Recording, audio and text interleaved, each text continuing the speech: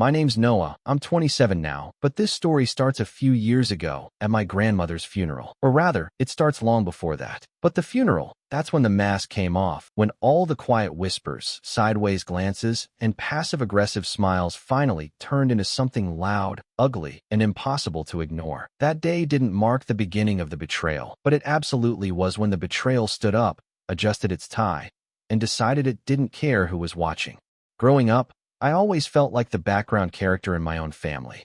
My mom, Teresa, had two younger brothers, my uncles Mark and Dean, and together, the three of them formed this little triangle of self-importance that seemed to suck all the air out of every room.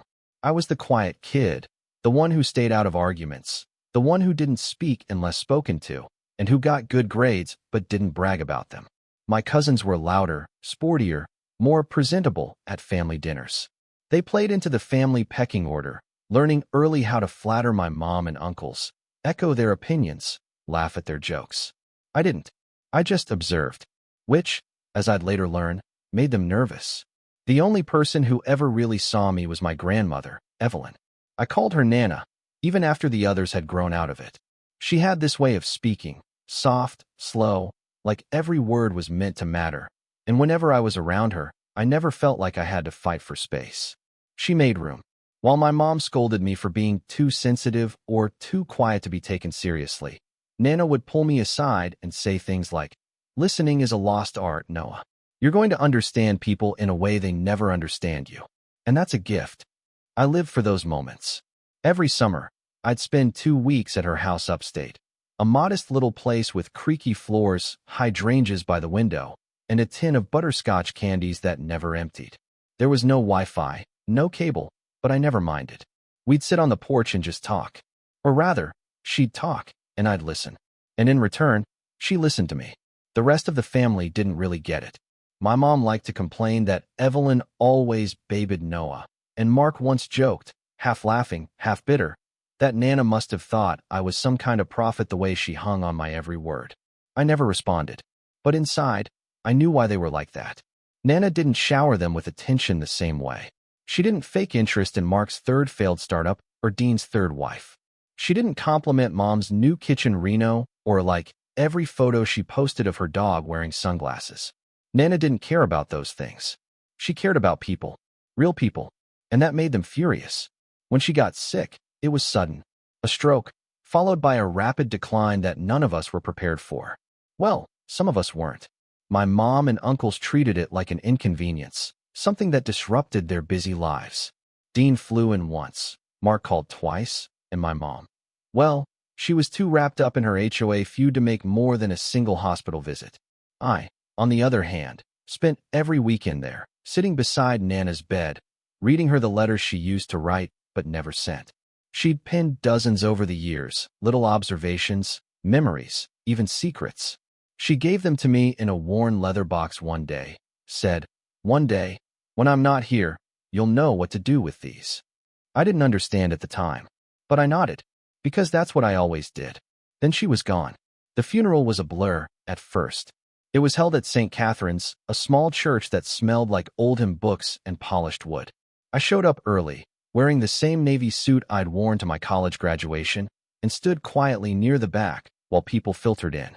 My mom arrived with a dramatic sigh and a designer handbag that probably cost more than my monthly rent. Mark trailed behind her, muttering something about parking, and Dean made a beeline for the front pew like it was his name engraved on the marble. I stayed where I was, out of the way, watching. That's when I heard it. "Let's keep him away from the front." He was never really close to her, my mom said, loud enough that heads turned. Her voice had that sharp, performative tone she used when she wanted people to hear something without having to say it twice. My Uncle Mark nodded, smirking like they were in on some private joke. "He's just here for the inheritance," he added casually, like I was some vulture circling the casket. The words hit harder than I expected, not because I believed them, but because they did. I could feel my face flush, heat rising to my ears. But I didn't say anything. I just lowered my head and stayed in the back, pretending I didn't hear. It wasn't the first time they'd dismissed me, but somehow, in that moment, it stung more than usual. Maybe because it was Nana's day. Maybe because she wasn't there to defend me anymore. Or maybe because, deep down, I had a feeling something bigger was coming. The service went on. Hushed prayers, distant sobs, and a slideshow of grainy photos set to some generic instrumental track. And then the priest stepped forward, holding a sealed white envelope. "There is one final message," he said, voice solemn. "A letter Mrs. Evelyn Martin left behind." Whispers buzzed through the pews. My mother adjusted her sunglasses. Dean leaned forward slightly, already eager for the drama. The priest cleared his throat. "She asked that this letter be read aloud by Noah." Suddenly, it was quiet. Dead quiet. I could feel their eyes on me, confused, annoyed, maybe even a little panicked. I stood slowly, heart pounding like a drum in my chest. I walked down the aisle, past cousins and neighbors, and people I barely knew. I could see my mom's expression twist from confusion to disbelief to something colder, something calculating. Mark's mouth was slightly open, and Dean's jaw was clenched. I stepped up to the podium, took the envelope from the priest with trembling fingers, and opened it. Inside was a handwritten note. And something else, something small and metallic that clinked softly against the paper. My throat tightened. I unfolded the letter and began to read. "My dearest Noah." I didn't get further before I saw the shift. My mom's eyes narrowed. Dean leaned forward. Mark sat up straighter. Because there, nestled in the envelope, was a small brass key and Nana's ring. And just like that, the funeral changed. The air turned heavier. The tension, thicker. Everyone froze. Because they knew, whatever was coming next, it wasn't going to be for them. I stood there at the podium, my fingers trembling slightly as I held the letter. I could feel every single set of eyes glued to me, the heat of their judgment pressing into my back. And yet, as I unfolded Nana's note and read those first 4 words, "My dearest Noah," a strange calm settled over me. It was like her voice was guiding me through the chaos. She'd written in her usual looping script, slightly shaky from age, but still unmistakably hers. I read it aloud, slowly, letting each word land. "My dearest Noah, if this letter is being read, it means I've already said my goodbyes in this world. But you, my sweet boy, you were the only one who ever truly listened. You never asked for anything, and yet you gave me everything I ever wanted in my last years. Peace, warmth, and the comfort of being understood. I know there will be whispers today, perhaps worse, but I need you to remember something. What I'm leaving to you, I leave not because of obligation or bloodline, but because you earned it. There's a key enclosed. You know the house. The ring is yours as well. It belonged to my grandmother, and now, I want it to stay with someone who treasures family for the right reasons. Don't let the noise get to you. Keep listening. Keep being who you are. And when the time is right, speak louder than all of them. With all my love, Nana." Silence. I didn't dare look up right away. My voice had held steady, but my chest was tight. I carefully folded the letter back up, slipped it into my jacket pocket along with the key and the ring, and stepped down. Still not looking at them. Still just listening. Behind me, a murmur spread. My mother was the first to break it. "That must be a mistake," she hissed under her breath, but loud enough for nearby Rose to hear. "She probably meant someone else." Dean let out a bitter laugh. "Yeah, she wasn't exactly thinking straight in her final days." Mark leaned toward my mother. "We need to talk after this." I took my seat again, but it didn't feel like sitting, it felt like waiting. Something was coming, and I could feel, in my gut, it was going to get much worse before it got better. In the days that followed, my phone was a battlefield. Voicemails, texts, missed calls, some from cousins pretending to check in on how I was doing, thinly veiled attempts to figure out exactly what Nana had left me. Others weren't even subtle. My mother called me the morning after the funeral, and the first words out of her mouth were, "Don't get too comfortable." I blinked. "Excuse me." She sighed dramatically. "I just mean, whatever you think she left you, we need to go over it. You can't just walk away with things that are supposed to be shared." "Mom," I said, keeping my voice even. "She left me a letter. A key. A ring. That's it." She scoffed. "That's not just anything. That house is part of the family estate. It was hers," I interrupted. "And she gave it to me." There was a pause. Then a low, measured voice I didn't quite recognize in her. "Noah, I've tolerated your quiet little attitude for a long time. But if you think you're going to rob this family blind while hiding behind a dead woman's letter." I hung up. It was the first time in my life I'd ever done that to her. It felt both terrifying and necessary. I drove up to Nana's house the following weekend. I hadn't been there since before the hospital visits, and stepping onto the porch again felt like returning to a place where time didn't move forward the same way. Everything was still there. The rocking chair, the chipped ceramic gnome in the garden, even the faint smell of lavender from the potted plants she always kept near the window. I unlocked the door with the brass key, stepped inside, and for the first time since her passing, felt safe. I spent that night sorting through her things. Not out of greed, despite what my family might have assumed, but out of memory. Every photo frame was a snapshot of another summer, another inside joke. There were letters she'd written to herself, to friends who'd passed before her, to people who never answered. And there were more letters to me. Unsent, but sealed. You always looked like you were trying to shrink into yourself, Noah. Like you were afraid to take up space. I hope this house reminds you that you belong. I sat on the old couch, Nana's ring clenched in my fist, and cried for the first time in weeks. But peace doesn't last long in my family. 2 days later, I got a call from a lawyer. Apparently, there was a reading of Nana's will scheduled that week, and I hadn't been informed. Not by accident. My mom had assumed I wouldn't care. I showed up anyway. It was held in a bland office building downtown. Beige walls, leather chairs, and a conference table so polished it reflected the fluorescent lights. My mother, Mark, and Dean were already there, dressed in muted shades of entitlement. They didn't look surprised to see me. They looked annoyed. The lawyer, a man named Raymond, cleared his throat and began. He read the usual formalities first, some modest bank accounts, sentimental heirlooms, small donations to charity. Then he paused. There is one item that seems to be causing some confusion, he said, eyes flicking to me. The house at 214, Brook Hollow Drive. Dean leaned forward. Yes, that should go to the 3 children, correct? Raymond shook his head. No. Mrs. Evelyn Martin signed a transfer of ownership 6 months prior to her passing. The property is no longer part of the estate. It belongs solely to Mr. Noah Martin. Mark's mouth dropped open. No, that can't be right. My mom's voice turned sharp. She must have been manipulated. She wasn't in her right mind. Raymond didn't flinch. We have psychiatric evaluations from 3 independent professionals. All confirmed her full capacity at the time of the signing. Dean scoffed. She was old. Old people get confused. Raymond's voice turned cold. She was not confused. She was deliberate. That's when the storm really hit. My mother stood up. You are not keeping that house, Noah. That is family property. It was supposed to be divided. I stood too, finally looking her in the eye. She didn't see it that way. She gave it to me.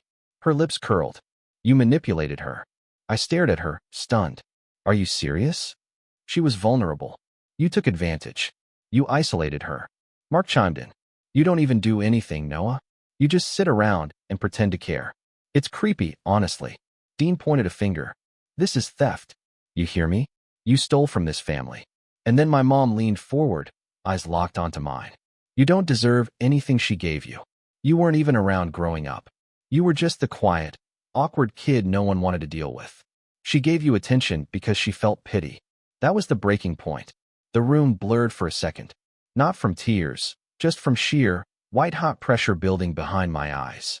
My hands were shaking, but not from fear. From rage. And something else too. A realization.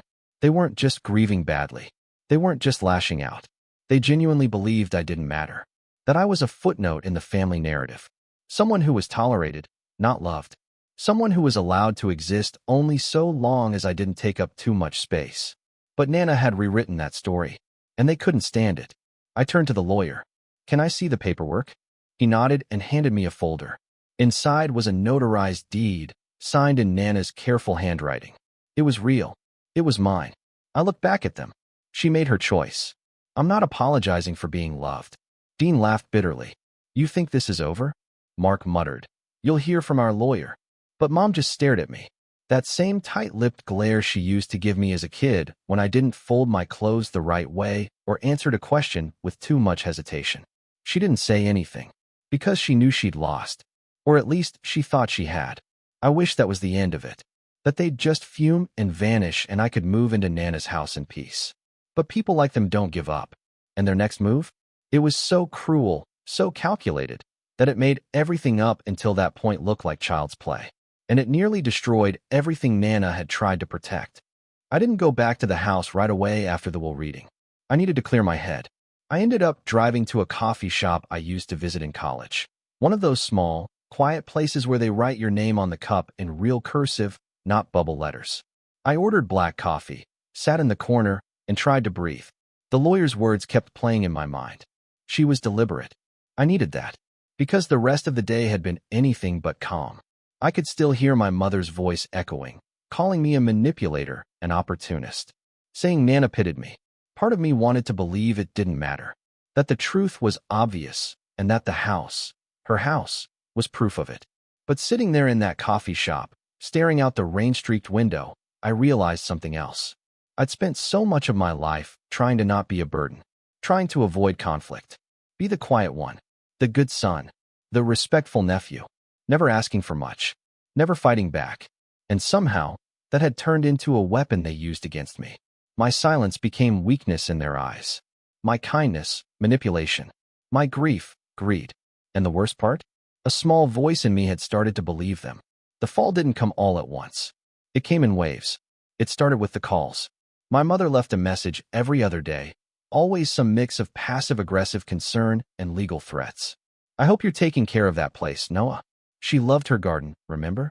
Or, Dean spoke to someone about contesting that transfer. This isn't over. Mark wasn't much better. He sent texts dripping in sarcasm. Hey, new landlord. Heard the old house creaks. Hope it doesn't collapse under all that moral superiority. And then came the real blow. 3 weeks after the will reading, I got a letter in the mail. Official looking. Thick envelope. It was a notice of legal action. My uncles and mother were suing to contest the property transfer, citing undue influence and emotional manipulation. Their argument was thin, but they had resources, lawyers, money, and the worst part? They were using Nana's declining health as the foundation. The same people who hadn't visited her more than once in the hospital were now painting her as mentally vulnerable to get the house back. That broke something in me. I stopped sleeping well. I stopped eating right. I stopped returning texts from friends. Even my job started to suffer. I was a freelance editor at the time, mostly remote work, but even that felt impossible. I'd sit in front of the screen and just stare. I didn't even realize how bad things had gotten until I visited the house again and found one of the flower beds, Nana's favorite one, with the hydrangeas, completely dead. I'd forgotten to water them. I sat down on the front step, the sun setting behind me, and felt so small, like a child again. Useless, powerless, exactly what they always believed I was. That was my lowest point. The lawsuit dragged on. I drained my savings just trying to keep up with the paperwork. The lawyer Nana had used, Raymond, was doing what he could, but even he warned me. They're trying to bleed you dry, Noah. It's not about winning. It's about exhausting you until you give in. And honestly, I almost did. But then, something shifted. It started small. I found one of Nana's journals tucked in a drawer behind some old coasters. Not the usual thoughtful entries or recipes. This one was raw, personal. She'd written about her frustrations with the family, their selfishness, their entitlement. And then she wrote about me. Noah sees the world differently. He doesn't perform for anyone. He feels. They think he's weak because he doesn't yell. But one day, that boy is going to change everything. Maybe not with noise, but with truth. I read that sentence 5 times. I don't know why, but it sparked something in me. Maybe she was right. Maybe it wasn't about fighting louder. It was about standing still when they tried to push me over. About holding on to truth when everything around me was built on performance and pride. So I started rebuilding. Quietly. The house became my project. My sanctuary. I replaced the front door myself. Learned how to fix the leaky faucet in the kitchen. I even painted the back room, the one where Nana used to read, with a soft teal she would have loved. I couldn't afford big renovations, but it didn't matter. Every change I made felt like claiming a piece of her memory, solidifying my right to be there. I got back into editing too. Took on small gigs at first, online publications, indie writers. Then a friend of mine introduced me to a local nonprofit that needed someone to help produce their newsletter. It paid modestly, but it was consistent. It gave me structure. And better yet, purpose. I also started documenting the lawsuit. Not publicly, not yet, but I kept everything. Every letter, every voicemail, every inconsistency in their claims. I created a timeline of their visits, or lack thereof, during Nana's final months. I gathered witness statements, nurses from the care facility, neighbors who'd seen me there every weekend.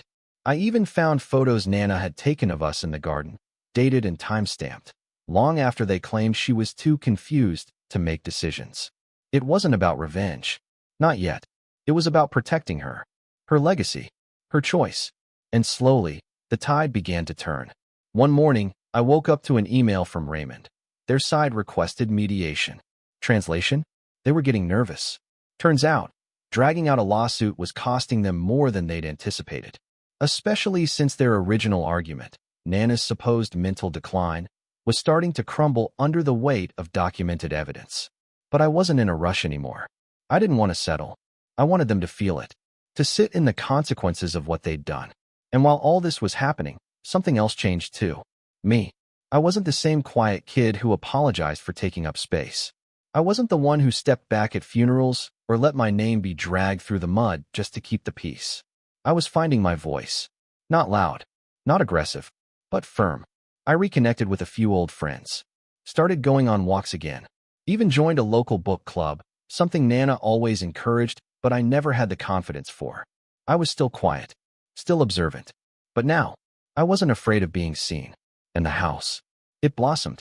I brought the hydrangeas back, got some herbs growing in the kitchen window, framed a few of Nana's letters, and hung them in the hallway. Every room told a story, not just of her, but of us. And that, I realized, was something they'd never understand. They thought legacy was about property, about splitting assets like slices of pie. But to me, her legacy was in the way she listened, the way she saw me when no one else bothered to look. And now, that was mine to protect. But just when I thought things were finally starting to settle, something happened that I never saw coming. Something so personal, so violating, that it brought everything crashing back down. And it forced me to make a choice. Fight fire with fire, or finally burn the bridge down myself. The letter came in a manila envelope, no return address. I found it wedged into the mailbox one crisp morning in early March, a week after the mediation had been proposed. At first, I assumed it was just more legal correspondence, another round of half-hearted threats wrapped in formal language. I was used to those by now, but the handwriting on the front wasn't typed. It was scrawled, all capital letters. Messy, slanted, and inside wasn't a document from a lawyer. It was a photocopy of my grandmother's medical records. My stomach dropped. Someone, I didn't know who yet, had sent me records from the hospital with certain sections highlighted in yellow. The parts they clearly thought would make me question everything. Her prescriptions, her memory assessments. One doctor's note that vaguely mentioned occasional signs of confusion when under stress. And attached to the records was a single sentence written on a yellow sticky note. She wasn't in her right mind. You know it. No signature. No indication of who sent it. But I didn't need to guess. My family had crossed a lot of lines before. The insults. The accusations. The lawsuit. But this was something else. This was calculated.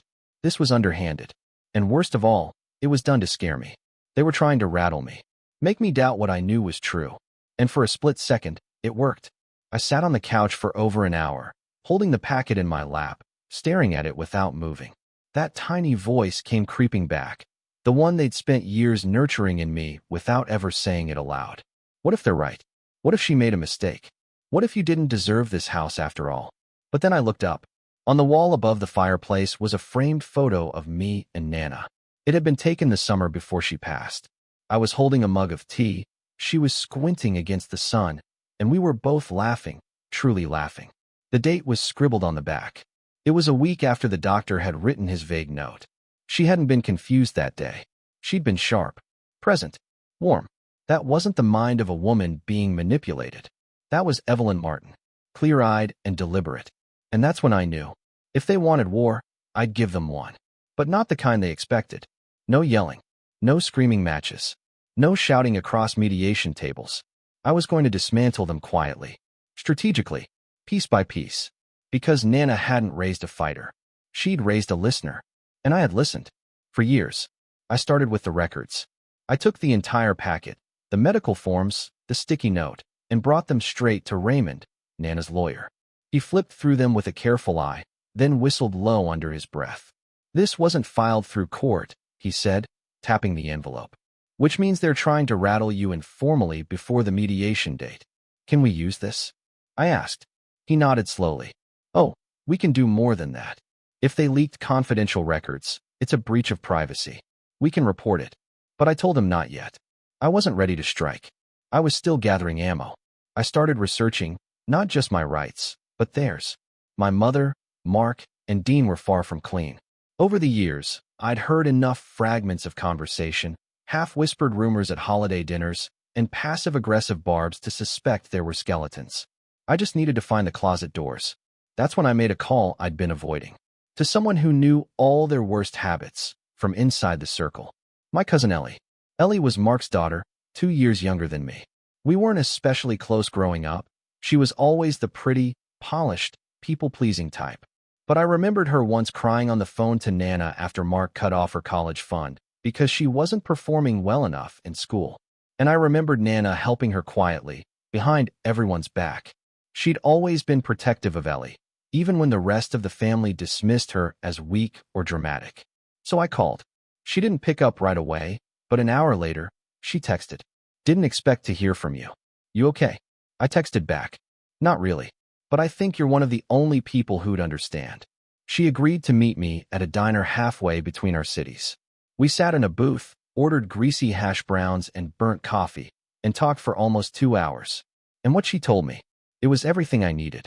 Turns out, Mark had been skimming from one of the family trusts for years, money originally set aside for Nana's long-term care, which she'd later refused when she decided to live modestly. Instead of returning the funds to the estate, Mark had quietly redirected them into his failing startup. The paper trail was messy, but Ellie had access to some of the bank emails from when she was helping him with documents years ago. Dean, meanwhile, had quietly filed for bankruptcy twice, once under his name, once using a shell LLC. That alone wouldn't be a bombshell, except that he'd been claiming to the court during the lawsuit that he was financially stable, in hopes of arguing for equitable property distribution. And my mother? She wasn't quite as reckless with money, but she was manipulative.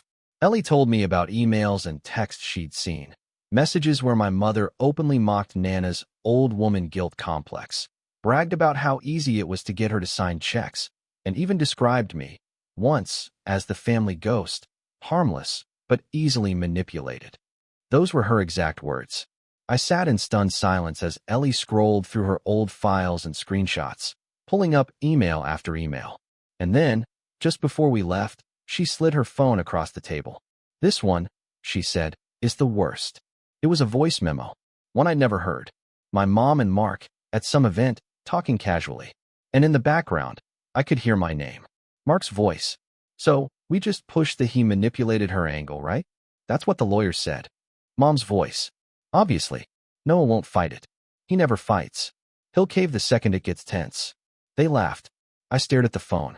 My hands were cold. Ellie put it away quietly. I'm not proud of this, but if it helps you, it's yours. It did help. It changed everything. With Raymond's help, I began documenting every bit of evidence. The voice memo, the leaked medical files, the financial inconsistencies. I built a binder, thick, tabbed, dated, not to present in court just yet, but to hold, to wait, because mediation was in 2 weeks. And I didn't want to win quietly. I wanted them to see the trap closing around them. Slowly. In the meantime, I took Ellie's advice on something else. Start telling your story, she'd said. The real one, before they twist it. So I began writing. Not for a blog, not for social media, but for myself. A journal, a record. Every memory of Nana. Every injustice I'd endured from them growing up. Every kind word she ever said. Every tear I never let fall. I wrote until my hand cramped. I wrote until the paper was damp. And when I finished, I printed out the most powerful pages, the ones that made me feel something, and I placed them in the back of the evidence binder. Because revenge wasn't just about proving they were wrong. It was about reminding myself I was right. The day of mediation came with gray skies and the scent of rain. I arrived early. Raymond and I took a seat in the bland conference room, sipping weak coffee. Across from us, 3 seats sat empty. 10 minutes later, they arrived. My mother, Mark, Dean, dressed to impress, confident, smiling. They didn't know what was coming. They thought this was the beginning of the end. They had no idea it was the end of the beginning. And when I opened the binder, When I slid the first piece of evidence across the table, when their smug faces began to change, I knew the setup was complete, and the fall was about to begin. They weren't expecting the binder. My mother, Mark, and Dean walked into that mediation room like they'd already won, like they were showing up to collect their victory in cash. My mother gave me that same forced smile she'd worn at Nana's funeral, the one that said I'm being watched, so I'll pretend you matter. Mark nodded like a man greeting a waiter. Dean didn't even acknowledge me, just straightened his cuffs, muttered something to their lawyer, and sat. They didn't see the storm waiting for them on the table. Raymond slid the binder into the center with the smooth, practiced grace of a man who'd been waiting to deliver a checkmate for weeks. "Before we begin," he said calmly, "my client has some evidence he'd like to present." Their lawyer, a smug, well-coiffed guy named Greg, frowned. "We were under the impression this meeting was to discuss a settlement, not open discovery." Raymond gave him a polite smile. "You were under the wrong impression." I didn't say a word. I just opened the binder. First tab, the voice memo. Raymond hit play on the little speaker he'd brought. The recording filled the room. Mark's voice, unmistakable. "So, we just pushed the he manipulated her angle, right? That's what the lawyer said." Then my mother, "Obviously. Noah won't fight it. He never fights. He'll cave the second it gets tense." The laughter that followed used to haunt me. Not anymore. Silence. Thick, choked, embarrassing silence. Greg's mouth actually dropped open. Dean shifted in his seat. Mark looked like someone had dropped ice cubes down the back of his shirt. And my mother, she blinked, then blinked again, like she was trying to physically delete what she'd just heard. Raymond cleared his throat. "That's Exhibit A. Shall we move to B?" They didn't object. Next came the hospital records, the ones they'd mailed anonymously to rattle me.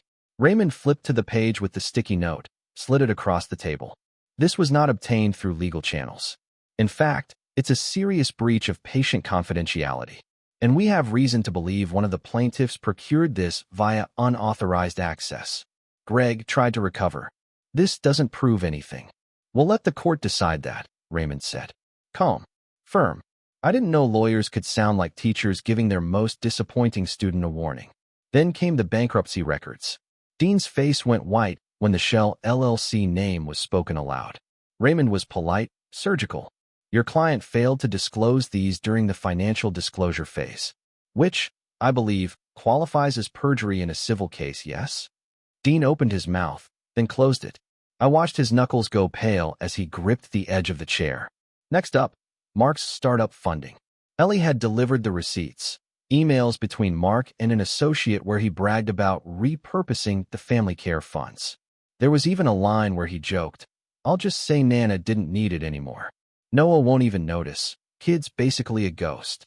I watched his face as he read that line. It was the first time in my life I'd seen Mark without that arrogant glint in his eye. For a moment, he looked like a little boy who got caught stealing cookies and suddenly realized the jar was wired with an alarm system. Finally, Raymond handed over printed pages, excerpts from my journal. My voice, my memories, the pieces of Nana they couldn't erase. Greg tried to interrupt, claiming it was irrelevant, but Raymond just raised a hand. It establishes motive, character, and, most importantly, truth. Then he turned to me. "Noah, would you like to speak?" I stood up slowly. My heart was pounding, not from fear, but from something else. Something I hadn't felt in years. Control. "I didn't want this," I said, voice quiet but steady. "I didn't ask for the house. I didn't ask for the ring. I didn't ask for the love she gave me. But I never turned it away. And maybe that's what this is really about." I looked at each of them. My mother, who once told me I was too emotional to be taken seriously. Mark, who used to say I had a forgettable presence. Dean, who never remembered my birthday once in 27 years. She loved me. Not because I earned it. Not because I asked for it. But because I showed up. I listened. I cared. My mother scoffed, barely audible. "And you?" I said, turning to them fully. "You couldn't stand that. Because you thought love was currency. Something you had to perform for. Something you had to take." I paused, letting it hang there. Maybe you were right. Maybe love is currency. And she spent it on me. Raymond nodded. "I believe we're done here." Greg's face was flushed. "Are you really not interested in settling?" Raymond smiled. "You're welcome to make an offer. But be warned. The number goes up every time you insult my client's integrity." They dropped the lawsuit within a week. No public apology, of course. That would have required something like humility. But the papers came through, settlement withdrawn, no further claims to the property, full ownership retained by me. Their silence was their surrender. And their silence was loud. Word got around the family pretty quickly, not because I told anyone, but because they did. Quietly, behind closed doors. Little murmurs and revisions of the story. Suddenly, I wasn't the manipulative grandson. I was the one Evelyn always liked, the one who stayed by her side, the one she trusted. Isn't it funny how quickly people rewrite history when they lose? Dean moved out of state not long after. His finances were worse than anyone realized.